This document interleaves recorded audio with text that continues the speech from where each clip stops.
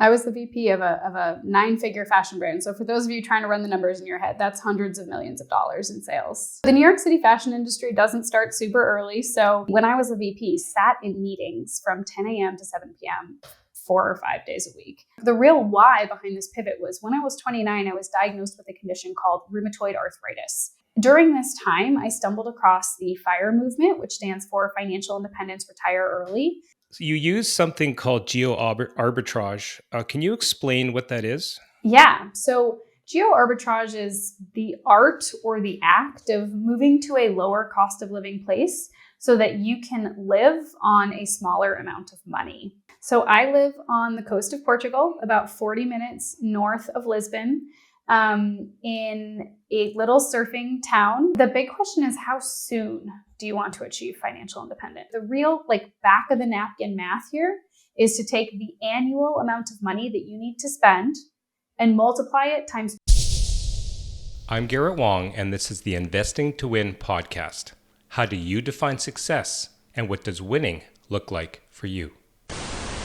It's minus 30 out here in Winnipeg, Canada, and Rachel's in Portugal with a surfboard ready to go. What am I doing wrong?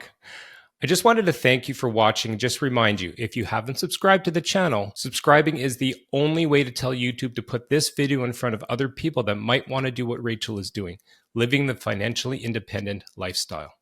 Let's get back to the show.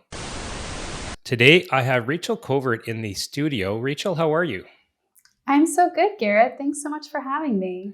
No, thank you for joining us. In the pre-show, we were just discussing, as the viewers can see behind you, that you have a surfboard. We'll kind of get into the why of that.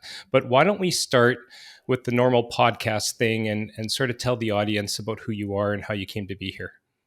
Yeah, for sure. So I'm actually a financial coach these days, but my real career path involved becoming the vice president of a 9-figure women's fashion business. And I made this pivot about 2.5 years ago, really. And part of it is for the surfboard that you can see in the background, but also just for many other reasons. And it's been a super fulfilling transition for me. And I'm really excited that I had the opportunity to do that. Wow. Let's back up even further. 9-figure. I mean, I even further than that. Where did you grow up? Let's say, what part of the world? Yeah, I grew up outside of Boston, Massachusetts, which I just came back from a visit. So a cold and snowy place, and also a super academic place as well. So I grew up around a lot of universities and colleges. Of course. Super cold. Well, I'm in Canada, so you don't want to talk to me about cold. But no, in all seriousness, so you went through college or university. What's your training officially in then? Yeah, so I have a bachelor's of science in apparel design. I'm a fashion designer by trade and by education. So I went to school. I'm one of those few people that studied a thing in college and then actually did that thing. Very nice. My sister actually is up in Toronto and she's a fashion designer, but now of course she's working for a toy design company. It's kind of weird where the textile industry takes you. Yeah. So walk me through then. So you got this degree and then you started working in what kind of company? Yeah, so I think it's interesting to note that I went to the University of Wisconsin-Madison, which is not a historically fashion-oriented school. But when I was a student there, they had this really cool program where you could go to UW-Madison for 3 years and you had to get a bachelor's of science in those 3 years. So I took all the normal kind of courses that anyone who was studying, geology or math or whatever would have had to take. And in addition to that, I took a bunch of fashion classes. And then for my 4th year of school, I went to the Fashion Institute of Technology in New York. So I moved to New York City when I was 21. Yeah, it was really cool. So I moved to New York when I was 21. I interned at Michael Kors. It was so cool. But I graduated from university in 2007. And that is a difficult time to graduate, right? Because much like folks who graduated into COVID, it was a tough time to find a job. It was just before the Great Recession. Mm-hmm, mm-hmm. So I got lucky and I managed to find a job pretty much right out of school, designing, clothes for women for a catalog company. And I managed to stay there for 3 years. But then I got laid off, Garrett. And I actually got laid off about 3 times during the Great Recession. And that's going to come back later when we talk a little bit about how I kind of ended up in financial coaching. But I ended up staying in fashion for 15 years. So I did it until I was 36. Okay. So speak to me about your last position, because obviously that's where people make these huge pivots and their life choices. That's what's really interesting because you said, again, say it again, you were a VP, I think you said? Yeah, I was the VP of a 9-figure fashion brand. So for those of you trying to run the numbers in your head, that's hundreds of millions of dollars in sales. Okay. And what was your typical workday like? So the New York City fashion industry doesn't start super early. So we would, usually I would have meetings from 9:30 until usually they ended between 6 and 7 p.m. And those meetings were, they really ran the gamut from we're having a crisis with this t-shirt to let's review every item that we're going to, put into the September 2019 collection. And I worked for this brand that designed everything monthly, which was really fun. It's a little bit unusual, but that meant that every month we had an opportunity to do something new, do something creative, put together a beautiful color palette, really think about the textiles we wanted to use. And so it was a really fun, really fashion focused brand. But I basically, when I was a VP, sat in meetings from 10 a.m. to 7 p.m. 4 or 5 days a week. And then a few times a year, I would, travel to Asia, visit our vendors, things like that. Okay, so speak to me then about the sort of the tail end of that. Heavy workload, stressful days. Absolutely. Like, the day didn't end just because the meetings ended. So I kind of developed this situation where I would come in the morning and I would just look at my emails and just see if anything appeared to be a true crisis. And if it was not a crisis, I just didn't read it. Very few emails were sent directly to me. Most things were being handled by someone on my team, my senior designers or somebody else. So, I would come into 300 new emails a day that I just never looked at. And it was really overwhelming. I always felt like I was letting things slip through the cracks, although I think in reality I wasn't because I had such a fantastic team, like really, really creative, talented women on my team who were really supporting me and making me look really good. But at the bottom of it, I was really thinking about like, this is not in alignment with how I want to use my life, right? Like, I don't want to get up every morning, get on a crowded, smelly subway for 45 minutes to go and sit inside in an office tower, for 10, 11, 12 hours, 5 days a week. Like, is this really how I want to use my time on this earth? And it was really compounded by, I had been unemployed a lot. So I really understood kind of the value of money in my life. And I was working for a brand that, while I actually believe that we make beautiful products and we made high quality products, we were really selling it under the guise of like, buy this thing, it's going to make you happy. And for me, just like inherently and foundationally, I know that for myself, buying things does not make me happy. That is not my source of joy in life. And so I had this huge disconnect between helping to build this, successful fashion business with these people who I liked and respected, doing something I actually liked, but just feeling like, the way my time was being used and the stress levels and the message that was being created just really did not align with who I am as a human being.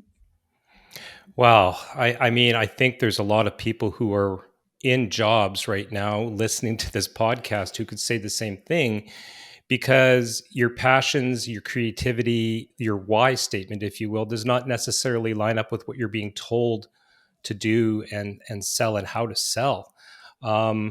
So that brings me to a question, because what drew you to fashion design initially? I've always loved clothes and loved style. Since I was a little kid, I loved dressing up. I was that kid who wanted to wear my tutu and my cowboy boots to preschool every single day. And that never went away. I loved thrift shopping, vintage shopping. And my parents never really valued things. So I didn't have a lot of, new clothes all the time. My mom wasn't taking me to Abercrombie and Fitch, which if you're approximately my age, that was the very cool store to shop at when I was a teenager. I think we went once or twice, but so I really got into thrifting and vintage shopping and really developed this like sense of personal style. And I still to this day love fashion, but it was actually my mom who said, maybe you should consider being a fashion designer. And she found that program at Wisconsin that would give me a little bit more of a rounded education than just going to the Fashion Institute, for example. Okay. And then what was the biggest challenges as you were climbing this ladder? If you could sort of express this to the viewers, because I really want to explore your journey. Yeah. So if you've ever seen The Devil Wears Prada, Garrett, which maybe you have and maybe you haven't, but some of your listeners probably have, The fashion industry is not for the faint of heart. There is a lot of very intense, emotionally charged meetings about things like which color pink you selected, or how you decided to like finish the inside of a t-shirt, and things that just were not curing cancer, and there was a lot of yelling and a lot of humiliating. And you just have to get really thick skin, or, I think even people with really thick skin, you just have to hold it together. And I feel like for most of the 15 years I worked, I would say not so much in my last position. I felt like that job was a good, I got on well with everyone I worked with, but it was a lot of just like gritting my teeth and being like, I can do this. And also I was good at it. So my sales were good. I really enjoyed kind of digging into the metrics and saying like, okay, what sold well, what sold quickly, what were our best-selling colors? How can we deliver more of that to our customer? Because that's clearly what our customer, who we always call she, so that's what she wants. So how can I really like do better based on what I'm seeing? And so because of that, and because I was basically just able to put up with being humiliated and screamed at and working until midnight, 1 a.m., 2 a.m., for years at a time, I was really able to climb that ladder and establish a name for myself and build a really successful career. So what year was it when you decided to pivot away from fashion? So I decided to pivot away from fashion when I was 29, which was 2014. Wow. Okay. So, I mean, we don't know each other very well, but I had a successful career in molecular biology, working for the Federal Virology Lab here. And I also decided to pursue real estate as a passion, which is why we're on this podcast. There's a lot of pressure, right? You go to school, you get your degree, you're working in an industry, you got a great job. What were other people saying when you decided to do this? What were the thoughts going through your mind even before you announced it? So it's important to note that I didn't really announce that I was doing this for years, because I leveraged my fashion job and the money I was earning to achieve financial independence. So I didn't make a big stink about what I was doing. I mean, I was always kind of frugal because I had been laid off so many times. So I had been through a bunch of experiences where all of a sudden I came into work one day and then the next day I wasn't getting a paycheck anymore. So I was always, from that pretty, good with my money. But I wasn't super loud about the fact that I was making this pivot. And the real why behind this pivot was when I was 29, I was diagnosed with a condition called rheumatoid arthritis, which is an inflammatory joint condition that can get progressively worse throughout your life. And it's really hard to tell if it's going to get worse or if it's going to just sort of be stable. But I just had this realization that I literally could not spend my healthiest years doing something that was misaligned with who I am as a person. And also that felt like it was the worst use of my healthy body to sit inside, a corporate office tower all day, every day. So that was the beginning of the pivot, right? I had a long, slow transition. I think a lot of people on social media see folks making these transitions and it's like, oh, I left my 6-figure corporate job and just 2 months later I was making $30,000 of passive income.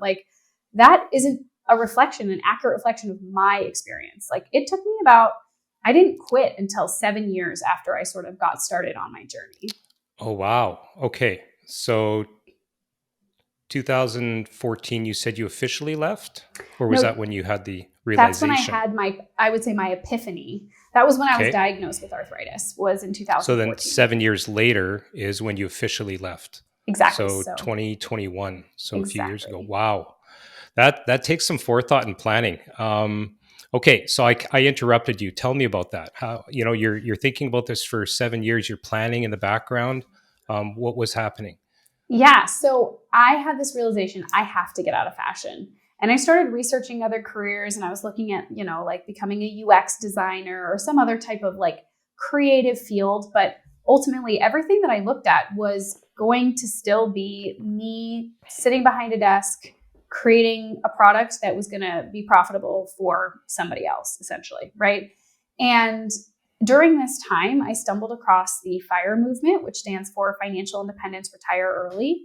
And there are many ways to skin the cat on the FIRE movement, but I was actually initially turned off by it because it seemed really unattainable and really unachievable. And at the time I was making, I want to say $86,000 a year in New York City. So for some folks who are listening, $86,000 might sound like a lot of money to be making at 29, but in New York City, it is really not. It's you can make it work. It's livable. You can save a little bit, but you're not going to be making this massive, investments every year like I thought I needed to do in order to achieve financial independence. And just by coincidence, around this time, a recruiter called me about a job. And I wasn't sure I was really interested in the job, to be honest, Garrett. And I decided, you know what, I'm just going to go in for an interview. I was certainly not happy in the job I was in. I mean, I was in an extremely stressful environment at the time. And I went in, and the people I interviewed with were like really chill and really nice. And they said, well, how much money are you looking for? And I was like, well, I'm making $115,000. So something more than that. So I basically just lied about how much I was making, and just, which now it's not even legal to ask how much are you making. But at the time they asked me, how much are you making? And I just lied, and I said this number because I knew that that's what I needed to start working on financial independence. Was I needed more money, and I was working 50, 60, 70 hours a week. I couldn't just have a side hustle. I didn't have all this free time to literally work more hours. Of course. So you tell them this number. And did you take that job? What did they say? They said, that's not really the number we were thinking about. Like, give us some time. And then they came back to me and they actually offered me $120,000, which for me was it was an absolute game changer. As I'm sure anyone think, if you're making $85K and you go up to $120K essentially overnight, it's really a game changer. And I worked really hard at that job because I could see that I had the potential to move up really quickly in this company. It was a relatively small company, and I was coming to them from some much bigger players in the industry. And I really knew kind of how to make things happen and how to maneuver. And I was also used to dealing with a much bigger volume of work. So I was able to really dive in and prove myself really quickly. And I advocated for myself. So, they moved me to a much bigger brand almost immediately, which is the brand I ultimately became a VP at. And within, I want to say, a year, I was the director of the brand. And when they offered me the salary, they offered me $10,000 more. And I said, I just don't think that's in line with what a director of a brand that's doing this volume of sales would be earning. It's not reasonable. And they said the thing that they always say, and they said, do the job for a year and show us. And so I did it for a year, and then they gave me another big raise and a big bonus. And every time I got a raise, I just said, is this the best you can do for me here? And it really worked in my favor. And then I also asked for the promotion to VP. My boss at the time was leaving the company, and I said, I deserve to have her title. And we both know I deserve to have her title. There's no ambiguity here. And I really went in and advocated for myself, which I think is something that a lot of women in particular are uncomfortable doing. But in a corporate environment, their prerogative is the bottom line, right? So you have to be sort of the VP of your own career.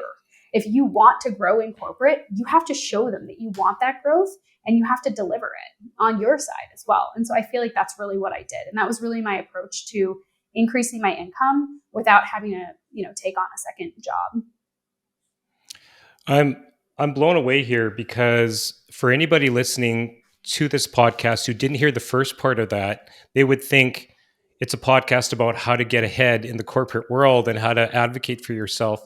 But you did this knowing at the back of your mind that there was another goal that you had. I mean, that's amazing. I also was looking at the women who were, ahead of me. And I mean ahead of me both in the corporate sense, like they had more senior level titles than me, but I also just mean older. I was looking at women who were in their mid 40s and their 50s. And the fashion industry is super ageist and really unkind to them. And I also should point out that I was single.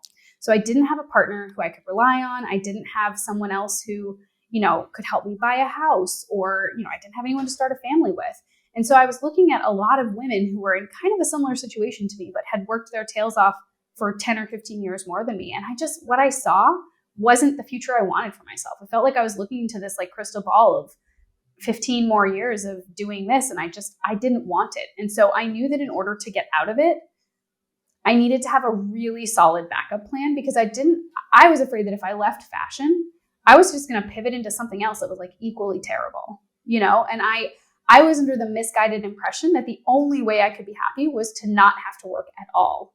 And so that's why I was sort of pursuing FIRE. It was never to get myself into entrepreneurship, although I'm so thankful that I took the leap into entrepreneurship, that I took the leap into entrepreneurship. And, here Say we that are. 5 times. I know, that's a hard phrase. I was like, oh, that one's not rolling off the tongue.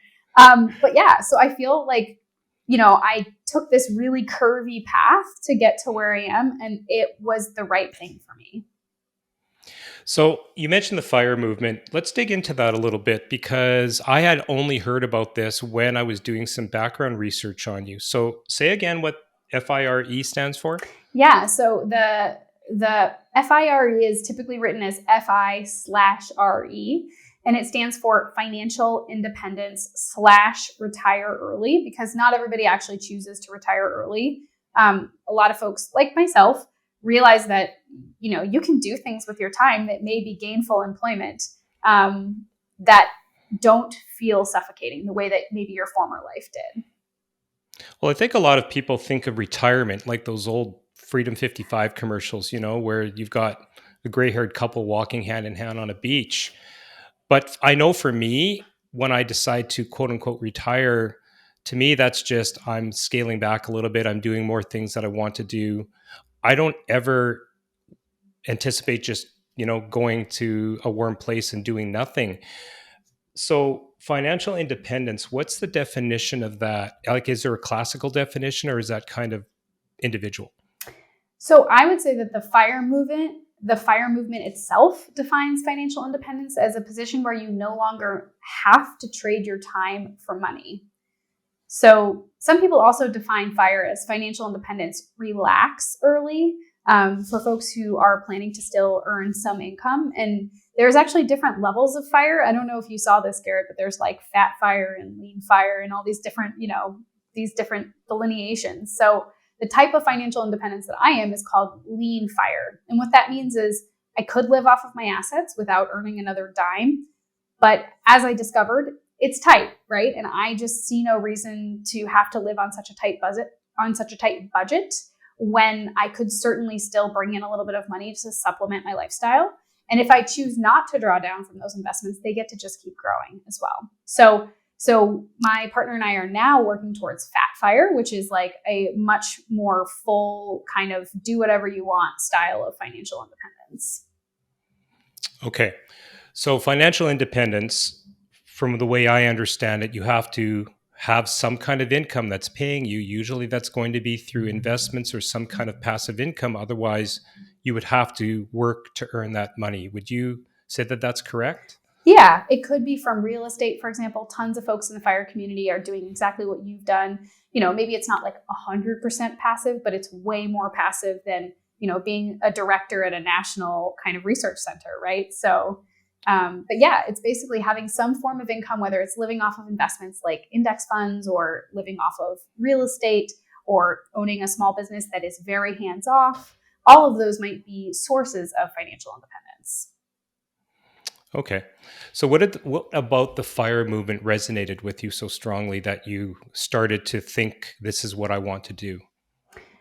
Initially, the FIRE movement really turned me off. So as a fashion designer, a lot of what I was seeing in the FIRE movement was don't eat in restaurants, don't buy new clothes, don't waste your money on silly aesthetic things.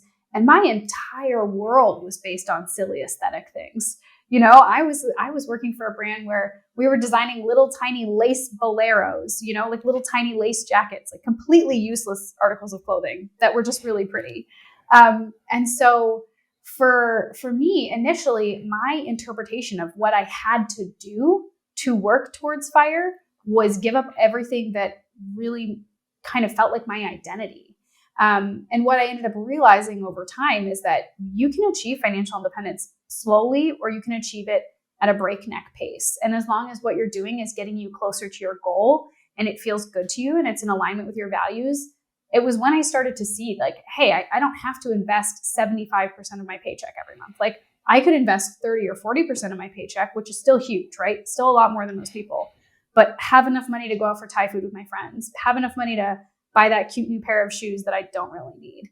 I could be smart about how I use my money. And it's funny, I talked to a friend about this just yesterday, actually, and I was saying something and laughing about how I'm cheap. And she said, you're actually not cheap. You're just very intentional about how you spend your money. She said, you travel like crazy. You spend a lot of money on things like surf lessons and fitness things that you care about.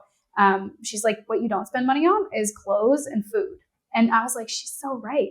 I'm just super intentional about how I use my financial resources. Well, I know that years ago I was starting to read about this as well on my journey. And there's people out there that advocate doing the bare minimum, sell your house, sell all your assets, live in a tent, live in an RV, live in a travel van. Yeah. And I think there's a big lesson out there, like what you're saying, Rachel, about balance, right? Because what's the point of saying, oh, I'm financially independent when you're miserable and you don't have any money to do the things you want to do, even though technically you can live off whatever you have, right? Absolutely. And there's this concept, there's sort of these two opposing concepts. There's like the YOLO idea, and then there's the folks who are terrified to spend any money, or the folks who are super into the ultra frugality version of FIRE. And there's a really interesting book called Die with Zero that's really about using your life and your money while you have it. Right. And so I think that's something that's really interesting to figure out for yourself. And it takes a little playing and a little testing. Like, you have a limited amount of time on this earth. And unfortunately, we never know when it's going to come to an end. And so nobody is lying on their deathbed thinking, gosh, I wish I'd contributed more to my 401k, So it's really about how do you find that balance between contributing to those retirement funds and making sure that you get to see the Grand Canyon, or, get to take your grandkids to Disney, or whatever it is that's really important to you and really makes you feel like you live a life worth living. Oh, life's too short, way too short, and you just don't know what tomorrow is going to bring. Just back up there for a second. What does YOLO stand for? Oh, it stands for you only live once. Oh, okay. So I just said that practically. Yeah. Okay. All right. So you then reached financial, you reached financial independence. What was your next step then? Yeah. So there's I want to insert a little thing here. I know I mentioned that I was single until, all through I had boyfriends and whatnot, but I didn't have my person. And when I was 35, during the height of the pandemic, I joined a dating website for people seeking financial independence. It was called Fire Dating. I do not know if it still exists. People ask me all the time. I don't know, because the guy who created it so he could meet a life partner, and I believe he did. So I have not been in touch with him. I don't know if it's still active, but I joined this website in June of 2020. And in August of 2021, I got a message from a handsome British man, and we started chatting and FaceTiming and really hit it off. And I think, we hit it off because we had so many shared values. We didn't really share a culture. He was literally living in the UK. I was living in New York City. We couldn't even meet each other because it was the pandemic. I essentially we went on a first date to Barbados and, spent 3 weeks together on our first date. Wow. Yeah. Yeah. I was 35 and he was 37. We weren't children. We really were kind of getting to an age where it's like, you get a little nervous, like, am I going to meet somebody? And so we fell in love very quickly. And, once I had this partner, and he really believed in me, and we built a spreadsheet. We looked at kind of what our financial trajectory looked like, and we just wanted to be together. And there was a pandemic, and he works on ships at sea. So he works for a month, and then he's free, completely free to do whatever he wants for an entire month. So he's got a ton of free time. And basically I had this job where, even though I was making, good six figures, I didn't have free time. I left for work at 8:30 in the morning and came home at 8:30 at night. So what kind of life were we going to have together, especially when we didn't meet when we were 22 or 18 or 25? I feel like we really missed out on those years of our 20s and our 30s together. And I just said, you know what? And this was with his full support. It was, why am I staying here? Like, we have a lot of assets. I want to start taking myself and my time and really prioritizing my time. So in spring of 2021, I quit my job, much to everyone's surprise. People were shocked. And it wasn't that I quit to go work somewhere else, which I think if I had done that, people would have been like, okay, this is reasonable. But I quit to not work. And people were just flabbergasted that I was doing this, which I think kind of ties in nicely. You asked me, what did people say when you told them you were going to do this? I was like, I didn't tell anybody. This was a secret. So my friends knew, my close friends knew, but my colleagues or anyone who kind of knew me loosely did not know about this. Okay, so you've achieved financial independence. What motivated you to begin financial coaching then? So when I quit my job, my partner Liam and I went on this long road trip. We went down to Mexico, came back to the States, we drove around, and everywhere we went, we would meet people, and they would say, "Well, what do you do?" And I would say, "Well, right now I'm kind of retired. I didn't work. I had nothing going on." And they would say, "What? How old are you?" And I was like, "Well, I'm 36." How did you do that? Like, did you inherit money or something? You own property? And I said, "No, I just really aggressively invested in index funds, and I live on a pretty lean budget." And so it turned into this thing where people were asking me, "Hey, how did you do that?" And you'd recommend a book to someone or point them to some podcasts. And, folks just want another person who already did it to really show them the ropes and help them make decisions. And they want to feel like they're in a community. And checking out a library book, which worked really well for me, does not work well for everybody. And so I saw this as not only an opportunity for me to start to bring in a little bit more money so that we could live a little bit more, a little bit more of a financially relaxed lifestyle, and also as a huge opportunity to help a lot of people escape this consumeristic treadmill that I think most Americans and probably most Canadians are absolutely trapped, on, and they have no idea. It's not like they feel that they're on this treadmill. This is like, does a fish know that it's in water, right? Like they don't know that they're living this lifestyle. And so it's been a huge opportunity. And at this point, I've helped over 100 folks sort of reimagine their financial futures. Yeah, at least for me, for my situation, it came from my parents, and I think it always kind of does, right? You grow up in hopefully a good, nurturing family, and they send you you get your high school, and then maybe you go to college or university, and you go get a job for the sole purpose of working for 30, 35 years to pay off that house so you can quote unquote retire. But at 65, if you make it there, what kind of life have you had? So I was going through the same things. I think the word financial literacy is curious to me. Can you define what that means, at least for yourself and your clients? Yeah, absolutely. So the U.S. financial system, as well as the Canadian financial system, because I do have some Canadian clients, they're complicated. There's a lot of terms. There's RRSPs, and there's TSPs, and there's IRAs, and there's TFSAs, and there's all these different things, and people basically lack an understanding of what are the mechanisms that you can use to reduce your taxes and make your money grow. And how should you be sort of dividing up all this money that you have coming into your life? So, full transparency, most of my clients are, making somewhere in the high 5 figures, to 6-figure range. So, most of my clients are able to make ends meet, but still finding themselves feeling really broke. And it's because they just don't understand how the mechanism of money works. And so I really work with folks to teach them, these are your different strategies and avenues for you to test and see, how you can use money and how money can flow through your life in a way that supports not only your current goals, but your future goals. So, there's a lot of people listening to this podcast that would fit exactly into that mold. Speak to me a little bit more about your program. I have a note here on the side. Is it called Electri FI Wealth? It is. Did I butcher that? No, it is. So the FI stands for financial independence. Sure. I think that actually probably is missed by most of the folks who join the program, but that is what the FI stands for. So my program is, it's an educational program. So I'm not a certified financial planner. I'm not a financial advisor. So my goal is actually not to, my goal, if I've been successful, you understand, how to take advantage of tax savings accounts. You understand how to invest in the stock market.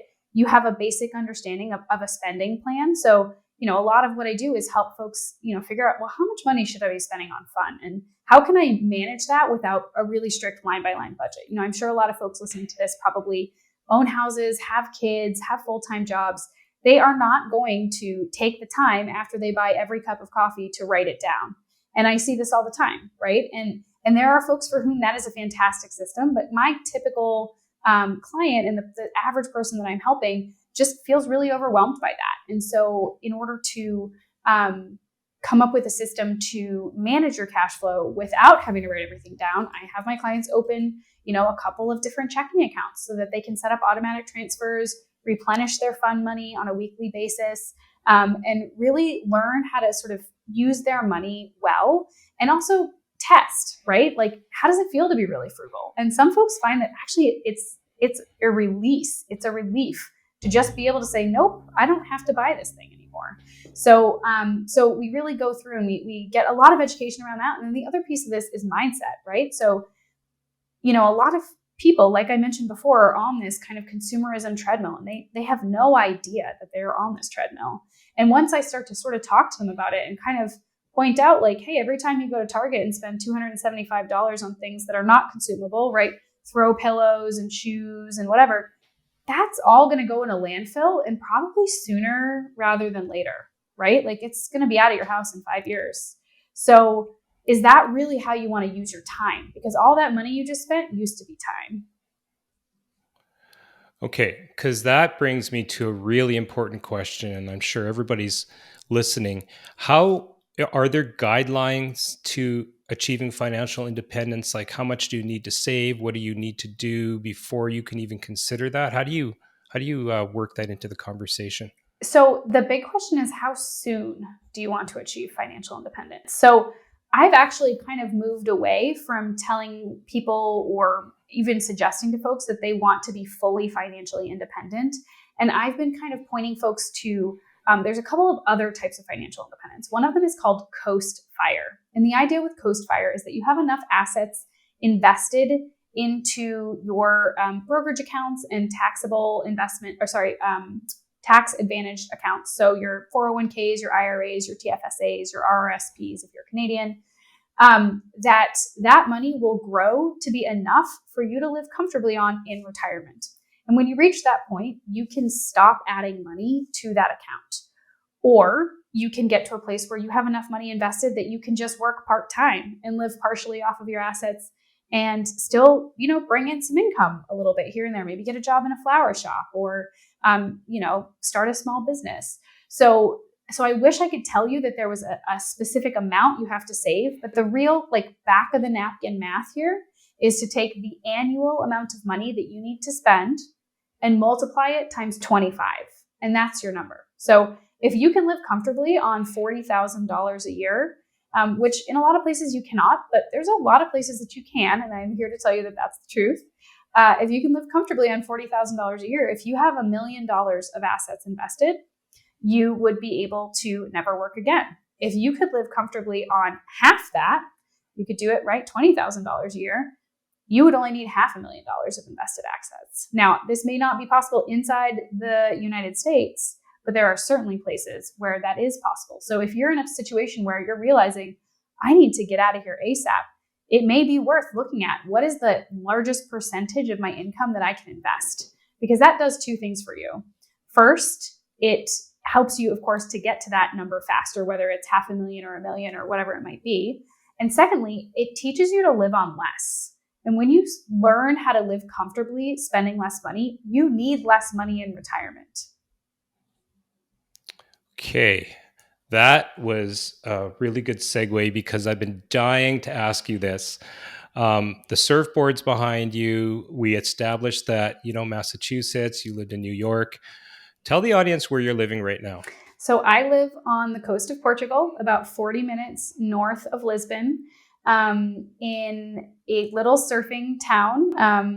And I moved here roughly a year ago, a little bit more than a year ago. Okay.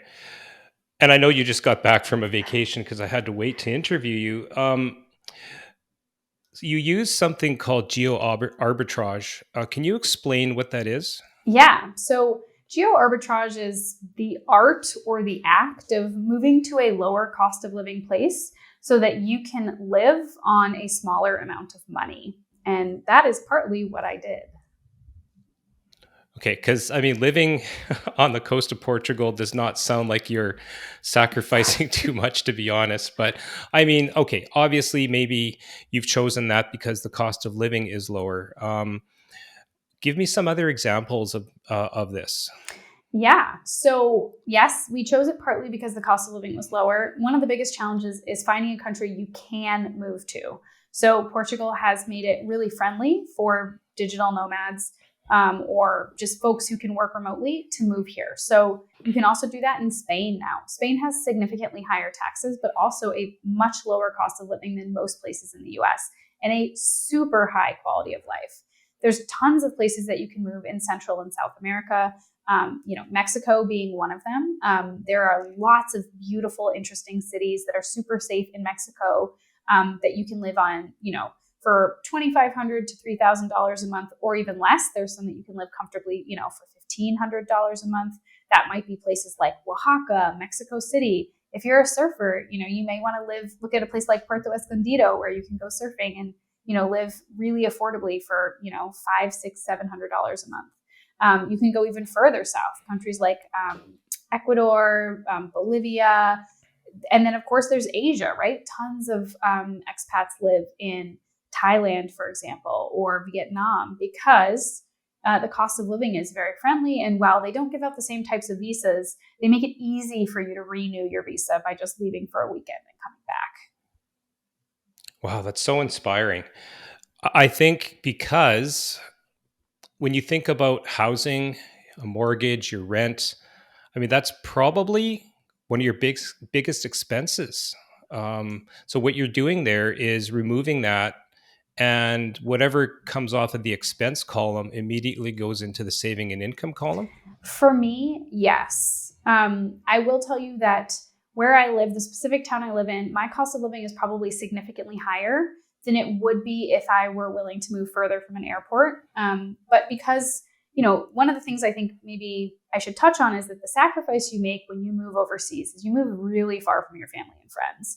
And so you do really have to be willing to make those trips home and budget for those trips home. So I like to be transparent about that. The other thing I like to be transparent about is that, you have to remember that you are effectively a gentrifier. So when you move to a place like this, you want to be conscientious of not throwing money around and trying to live like a local as much as possible to keep the cost of living down for the folks who are living on local salaries. So our rent here in Portugal is a little lower than, significantly lower than the average rent in New York City, although I had a really affordable apartment because that was one of the ways I achieved financial independence was by staying in incredibly inexpensive apartments. But the other things are what are so inexpensive here. I just went to the grocery store and I bought literally a giant full bag of fresh vegetables, including raspberries, blueberries. I bought some fresh cheese, sweet potatoes, lettuce, tons of food. And it was like 19 euros. If I had bought it at the farmer's market, like the equivalent farmer's market near my parents' house, it would have been $60, So it's like that kind of thing. I bought a used car. And used cars are actually pretty expensive here. I bought a really old one. It was my very first car ever. It was 1,200 euros. It's like, Wow. Yeah, I had to hunt for that. I'm not going to lie. I had to hunt for that deal. No, but that's part of your strategy, right? Is being frugal, being intentional, and yet traveling and surfing. There's nothing wrong with Totally. And I'll pay, like 50 euros, 40, 50 euros for a surf lesson. I'll pay, 25, 35 euros for a skateboarding lesson. I'll pay for language lessons. One of the things that we're doing here as foreigners is we're really pouring money back into the economy. And so I really do invest in learning those skills. Even when I lived in New York, I was a member at a pottery studio, and that was like a couple $100 a month. So my priorities have always been in sort of self-development and skill building. And so in order to do that, I have to be really intentional. And even with the food, I'm not, I bought 20 euros worth of vegetables. That's going to last me a whole week. They're super fresh. They won't go bad. And, I'll supplement it with, some rice and some meat. I think, my weekly food budget can easily stay, in the 40 to 60 euro range, which I think would not be possible in North America. Well, no, I just went shopping yesterday and almost had to take a mortgage out for my $10 little bin of strawberries. I think that's what everybody's speaking about now is grocery prices. So the fact that you're able to do this in a place where you probably arguably get even fresher vegetables and produce is amazing. I think how many I don't want to say students necessarily. In your experience, are there a lot of people doing the geo arbitrage thing? No, particularly not Americans. Most immigration is the reverse of what I'm doing, right? Most immigrants are moving to a place that is actually more expensive in the hopes of getting kind of the corporate path that I was incredibly privileged to be born into, right? I was really privileged to be born into a family that valued education in a place that, I absolutely had access to it. So, but there really aren't, of course it's growing, it's increasing. If you look at the news and you just search on any, major newspaper, there's lots of articles about how many Americans are moving to Portugal, but there's, between 8 and 10,000 Americans living in Portugal right now. It's really not like there's a lot of us. Within Europe, it's more common to move around a little bit. So there's quite a few Brits who live down here. And there's a whole community of folks who really are engaging in geo arbitrage.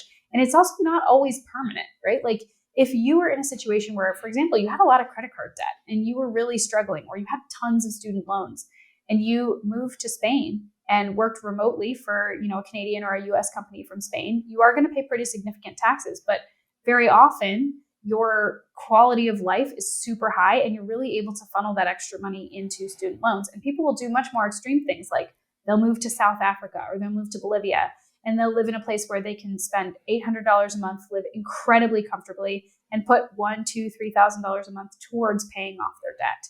So it doesn't always have to be a permanent solution. It can also be a means to an end. Well, I think post-COVID and now with remote work being so common, I think the world literally is within anybody's reach. I have some remote employees that live in Mexico, some RTMs, remote employees. And I mean, I'm here in Canada and I've got my virtual background on, and they don't have to have a virtual background because they literally have an ocean behind them. And I'm thinking, why am I doing this? I'm working remote now with the way I've structured my company. I could literally live anywhere. Yeah, it's pretty And crazy. what's interesting for you in Canada is, like, if your time zone is really important to you, you can just move straight south, right? If you're a person Hmm. who's a night owl and you like working overnight and you want to be, free during the day, you could move to Thailand. Where I am, what I have is amazing. I'm 5 hours ahead of Eastern Standard Time. So my mornings are always free. I can go work out, I can go for a surf, I can go do yoga, I can grocery shop and run errands. And then starting around noon, 1 o'clock, I might start to have some meetings with clients and sit down at my computer and I work, maybe 5, 6, some days even 7 hours a day. But I always know that my mornings are mine and I can do whatever I want with them. Amazing. No, I think you're inspiring a lot of people. For those who are listening, what would you say would be the first steps in trying to just think about the whole FI movement? Yeah, that's a great question. So I think the first thing to really look at is how much money it actually costs to exist in your life. So I don't mean how much did you spend last month or what did you spend it on, but I mean basic stuff like, mortgage, car payment, child care, groceries, and really look at those things and decide, am I willing to make a big change to one of these things in order to achieve FI? Because I personally took the path of living in really inexpensive apartments, and really hunting them down the same way I did with my car. I'm really, always was really patient looking for an apartment so that I could find one that was within my budget. And I'm really, I think, like I said, I eat, 40 to 60 euros worth of groceries a week, which is also a very lean grocery budget, which is what I also did in America. It wasn't as small, but so I really reimagined what it cost to be myself. And I was really willing to look at my own habits, my own behaviors, and say, okay, what are the things that I need to change to free up some money so that I can still go out to dinner with my girlfriends on Friday nights, so that I can still take these pottery classes, right? So I think kind of you've alluded to this, right? The going to college, getting the mortgage, buying the SUV.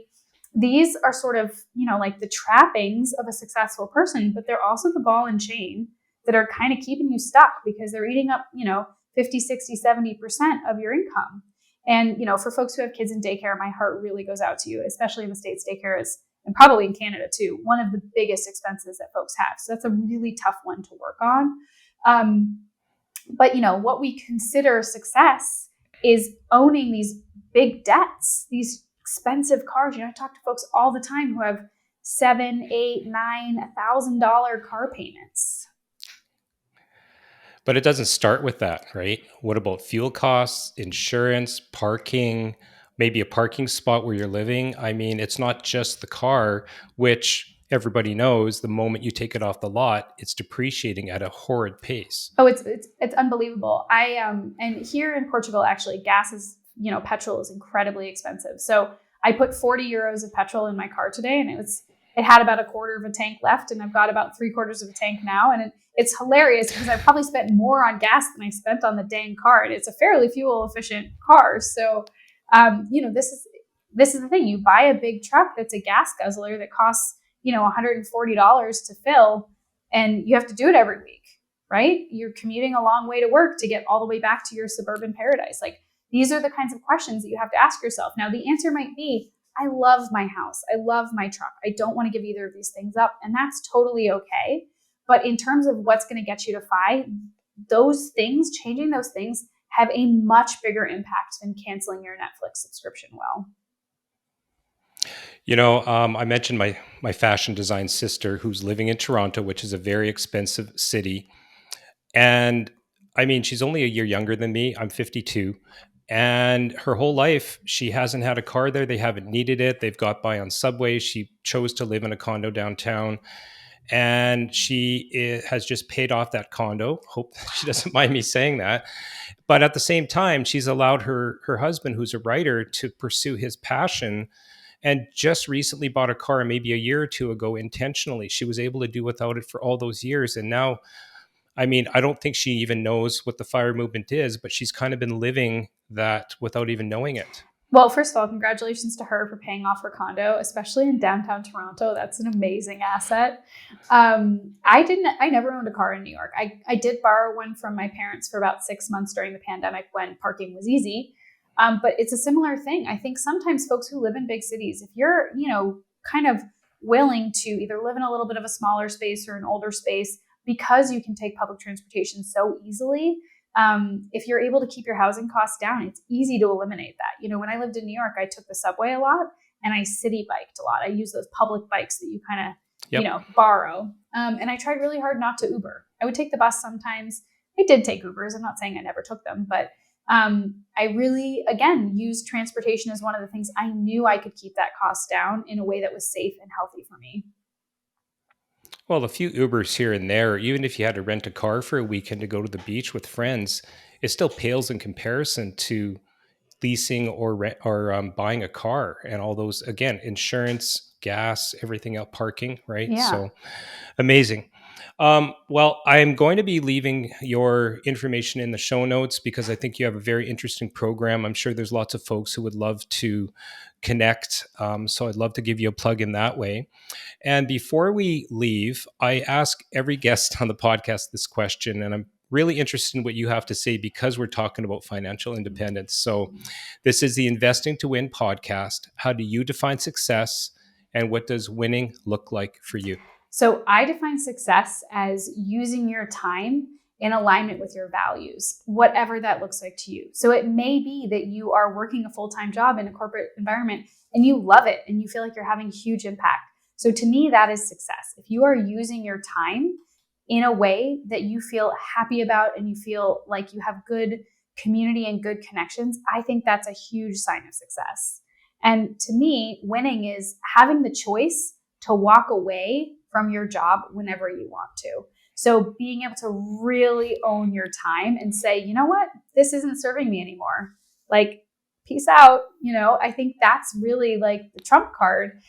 Even if you are successful and your job does bring you joy, your manager could change and all of a sudden it's a nightmare. And so to me, winning is really having that backup plan or having that opportunity to really take back your time and be able to create boundaries for yourself because you're not reliant on that paycheck.